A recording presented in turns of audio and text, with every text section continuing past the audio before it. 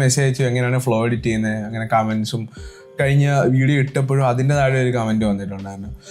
ഈ വിഷ്വൽസ് എപ്പോഴും ഇങ്ങനെ ഫ്ലോ ചെയ്യുന്നതുകൊണ്ടിരിക്കുന്നതാണൊക്കെ നമുക്ക് ഫീൽ ചെയ്യും. കാരണം എവിടെയും നമ്മുടെ ഒരു കണ്ണൊരിടത്ത് നിർത്താനുള്ള സമയം കിട്ടാറില്ല ഫ്ലോ എഡിറ്റിനകത്ത്. വീഡിയോയുടെ മൂവ്മെൻറ്റിനനുസരിച്ച് നമ്മുടെ കണ്ണിങ്ങനെ അതിൻ്റെ കൂടെ പൊക്കോണ്ടിരിക്കും. സോ ഈച്ച് ഫ്രെയിമിൽ ഒരു മൂവ്മെൻറ്റ് കാണും, എന്തെങ്കിലും ഹാപ്പനിങ് ആയിരിക്കും.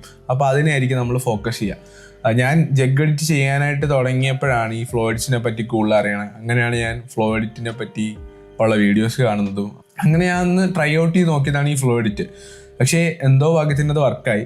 പിന്നെ ഞാൻ ഒരു വീഡിയോയും കൂടെ ചെയ്ത് നോക്കി, അപ്പോഴും ആൾക്കാർക്ക് അത് ഇഷ്ടപ്പെട്ടു.